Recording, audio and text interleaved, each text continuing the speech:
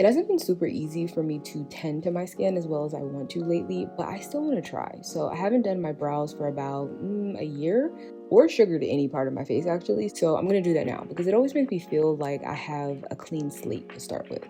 I've also restarted Retin-A again to help speed up the process of lightening this hyperpigmentation, which usually leaves my skin like extremely flaky.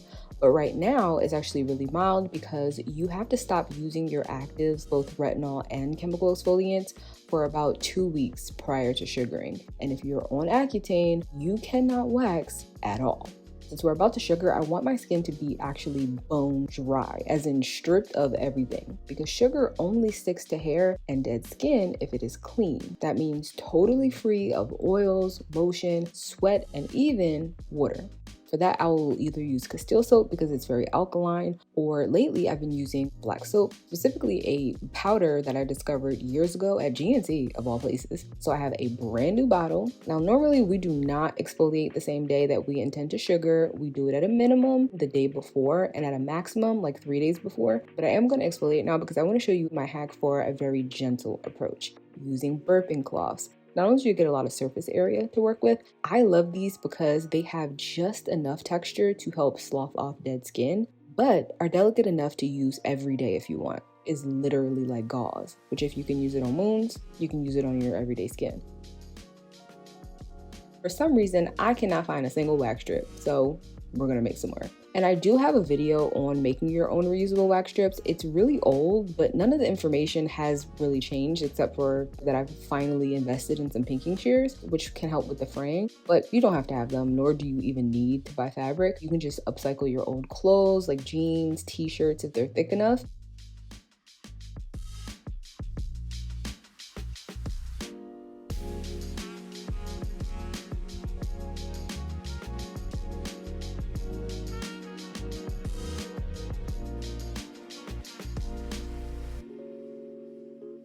After washing, of course, we apply powder too. This is a 50-50 blend of cornstarch and clay, but you don't have to use both. Either or is fine. And so is baby powder, arrowroot powder. We use this not because there's any dirt or oil left behind, but because it will soak up any excess water, as well as any sebum that our skin will start producing to compensate for what we just got rid of. Which if you have oily skin, you know can happen almost immediately.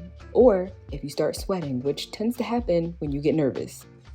And you know the routine. I'm just gonna throw it in the microwave for a few seconds. I think I did like 5 because this is a very small amount in the jar. And I'm doing this not because you have to, but because I want it to match my body temperature instead of using it cold. And by cold, I mean room temperature or below. So like around 72-ish degrees. Because if it's cool in your house or the AC is on or you just took it out of the fridge, that makes your sugar stiff. But when sugar is warm, it melts, which means it's going to be really easy for me to spread.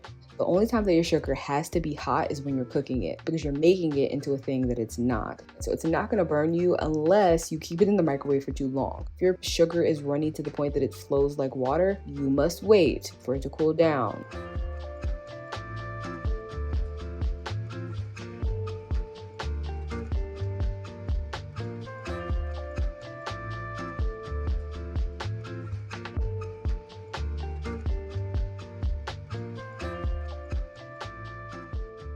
Since it's been a while, the roots of my hair have had plenty of time to regenerate and grow nice and strong. So that's why you're noticing a drop of blood. However, remember, this is completely normal.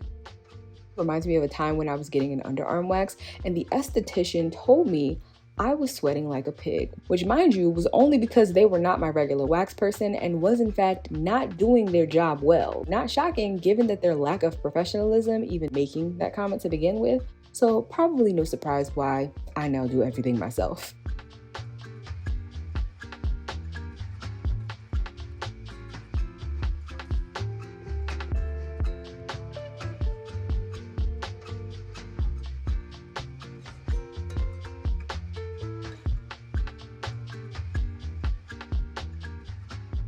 Speaking of professional, nothing says I am a professional more than a website that reflects just that. Having a central location where clients and potential clients can schedule appointments instead of sending DMs is priceless. Like having a place that people can view your portfolio without having to necessarily rely on an algorithm to bring eyes to your work is also invaluable, and so much more. You can even send out newsletters to showcase promotions or holiday specials. And even if you don't do nails, all of those features are still available for whatever services you may offer both offline and online, including selling webinars or subscriptions or tangible merchandise. So if you haven't already, you can sign up at www.squarespace.com/abetweene to save 10% off of your first purchase. And not every single strand is going to be the same length. It's like grass. Some blades just take longer, which is pretty much anything that's less than 1/4 inch. And that's about the minimum length that you need for your sugar to get a good grip. Therefore, you can tweeze them. Most of my brow is just the tail end. So when you're facing me like head on, a lot of it just gets lost in translation, especially the arch. So I prefer to just take that off and draw a straighter one.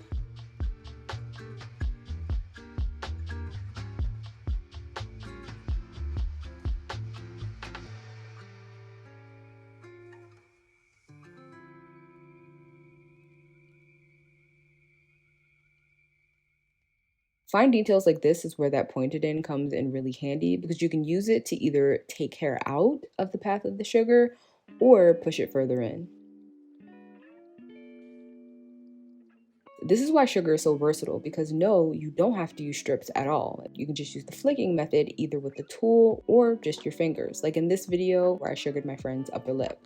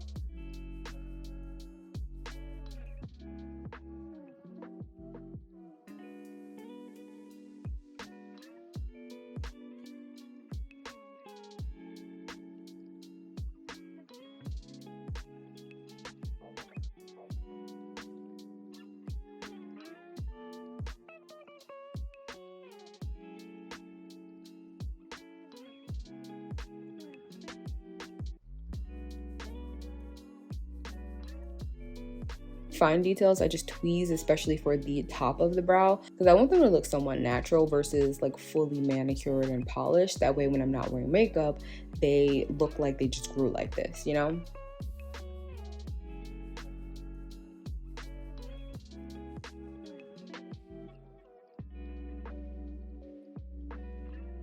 And I totally meant to show you this before I waxed, but if you struggle with symmetry, you can just map out the shape that you want. You can keep the borders really thin or make them thicker and kind of paint in the areas where you're going to be working using your favorite angled brush and a waterproof or like water resistant makeup in a light color because you want enough contrast to really see what you're doing. So the water that's in the sugar paste won't affect it and it'll stay put. I'll have everything linked in the description box so you can find it if you need it.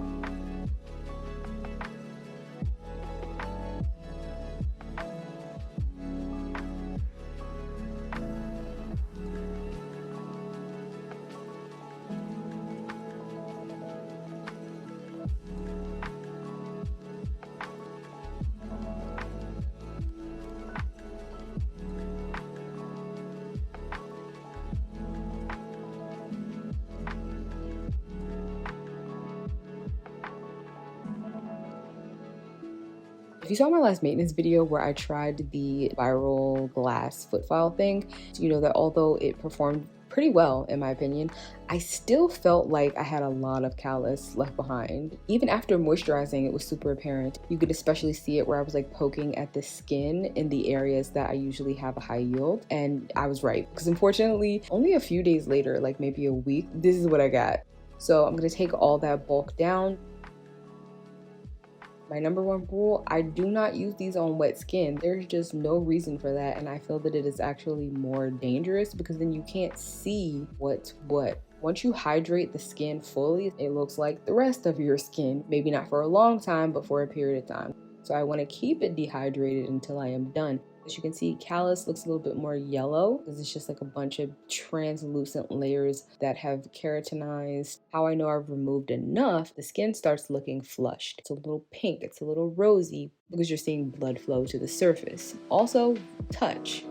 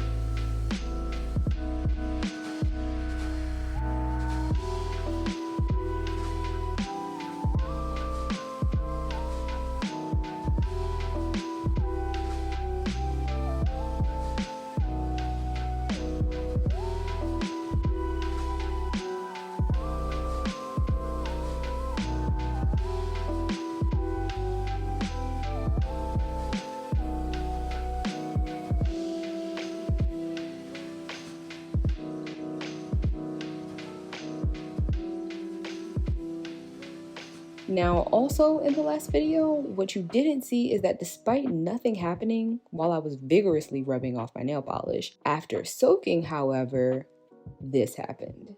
But regardless of how it may look, my nail has not detached from the nail bed. It is simply broken, okay? It's cracked. And it cracked in a way that there's just like a really thin layer closest to what would be the free edge, and then a thicker layer closer to where the cuticle is.